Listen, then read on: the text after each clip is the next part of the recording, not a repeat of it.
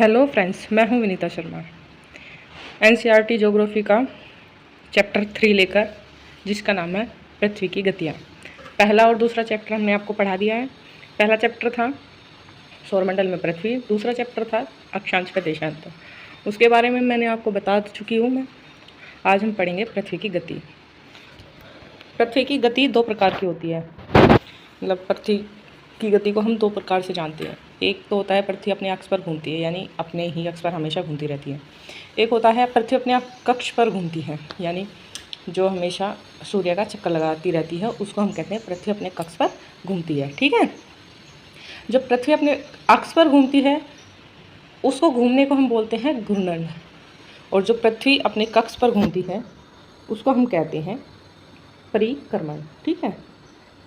परिक्रमण, ये देखिए, ये परिक्रमण जो है वो अपने कक्ष पर घूमने पर करती है और अपने अक्ष पर घूमने पर वो घूर्णन करती है। अब हम सीखेंगे अक्ष पर घूमने की गति कैसी होती है। ठीक है। तो यहाँ आप देख सकते हैं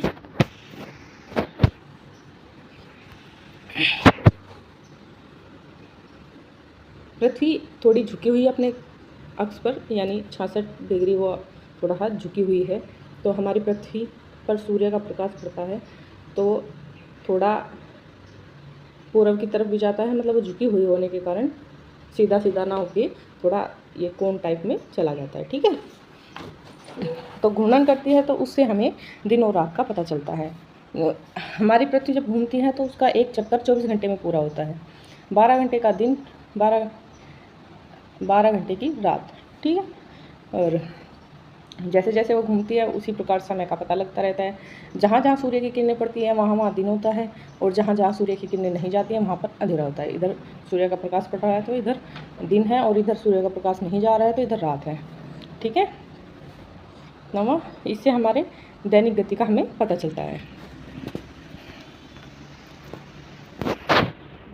अगर हमारी पृथ्वी पर घूर्णन ना हो तो उससे क्या प्रभाव पड़ता है। अगर हमारी पृथ्वी पर घूर्णन नहीं होगा तो एक साइड पे अंधेरा हो जाएगा और एक साइड पे हमेशा दिन रहेगा।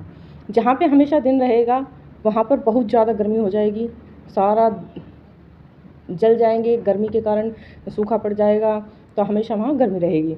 और जहाँ अंधेरा होगा वहाँ पर हमेशा कभी उजाला हो ही नहीं पाएगा, और क्या कहते हैं कि अंधेरे के कारण कुछ दिखाई नहीं देगा, ठंड होगी, बर्फ़ पड़ती रहेंगी। इस अवस्था में हमारी पृथ्वी पर जीवन संभव नहीं हो सकता है। ठीक है। इसलिए हमारी पृथ्वी घूमती रहती है तो इस पर जीवन संभव है। ठीक है। दिन और रात के कारण ही जीवन संभव है। ठीक है। इतना हुआ। और अब आते हैं हम परिक्रमण। परिक्रमण क्या होता है। पृथ्वी सूर्य का चक्कर लगाती रहती है। पृथ्वी सूर्य का चक्कर कितने दिन में पूरा करती है। पृथ्वी सूर्य का चक्कर 365 दिन में पूरा करती है। 365 5 घंटे कुछ सेकंड्स मिनट्स में पूरा करती है। ठीक है। इसीलिए हम नॉर्मल सा जानते हैं कि पृथ्वी अपना एक चक्कर सूर्य का पूरा करने के लिए 365 दिन लगते हैं। ठीक है। इससे हमारी पृथ्वी पर क्या क्या वातावरण में क्या बदलाव होता है। इससे हमारी पृथ्वी पर गर्मी ऋतुएं बदलती हैं, कभी गर्मी आती है, कभी सर्दी आती है, वसंत ऋतु। ठीक है। ये सारी ऋतुएं इससे ही, परिक्रमण से ही बदलती रहती हैं। ठीक है।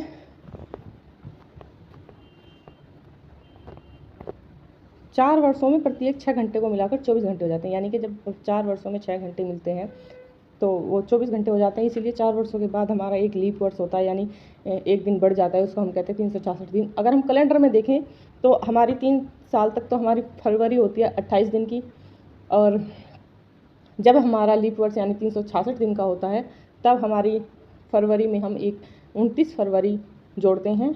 ठीक है। तो उसको मिलाकर हमारा ये जो है बनता है लीप वर्ष। ठीक है। 29 दिन का हो जाता है। इससे मैंने अभी बताया आपको, गर्मी सर्दी वसंत ऋतु शरद ऋतु ये सभी मिलकर पृथ्वी पर बनती हैं। ठीक है।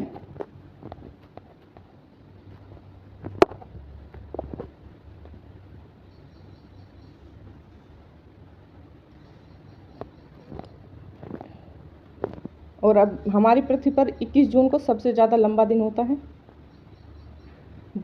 क्यों? क्योंकि हमारी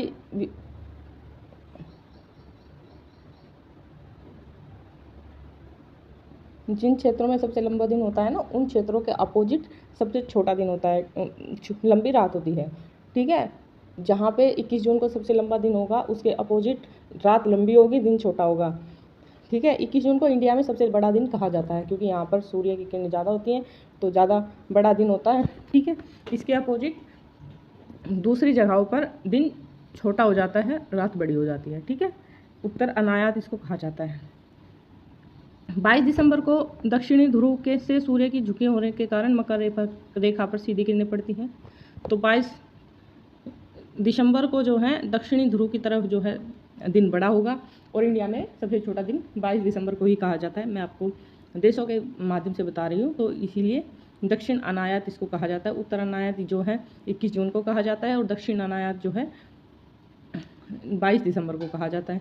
जब क्रिसमस मनाया जाता है, हम कभी आपने सुना होगा कि बड़ा दिन, जो क्रिश्चियंस होते हैं वो हमेशा यही बोलते हैं कि बड़ा दिन बड़ा दिन बड़ा दिन। तो उनकी साइड में सीधी किरणें पड़ती हैं, उन जहाँ पे जो है क्रिश्चियंस रहते हैं दूसरे देशों में, जैसे इंग्लैंड हो गया, तो उधर बड़ा दिन करते हैं। वो इसी कारण, क्योंकि उधर सीधी किरणें होती हैं और दिन बड़ा होता है, तो इंडिया में दिन छोटा होता है, रात बड़ी होती है। इसी कारण क्रिसमस मनाया जाता है 25 दिसंबर को, तो वो बड़ा दिन इसीलिए कहते हैं उसको। ठीक है, 21 मार्च 23 सितंबर को सीधी किरणें होने पर विषुवत यानी विषुवत रेखा पर सीधी किरणें होती हैं 21 मार्च और 23 सितंबर को, तो वहाँ पर विषुवत अनायास कहा जाता है। ठीक है, ये हमारा छोटा सा ही चैप्टर था, इसमें इतना ही है। अगले चैप्टर में हम अगली बातें पढ़ेंगे। चलिए, थैंक यू। वीडियो अच्छी लगी हो तो चैनल को सब्सक्राइब करें, वीडियो को लाइक करें, शेयर करें। धन्यवाद।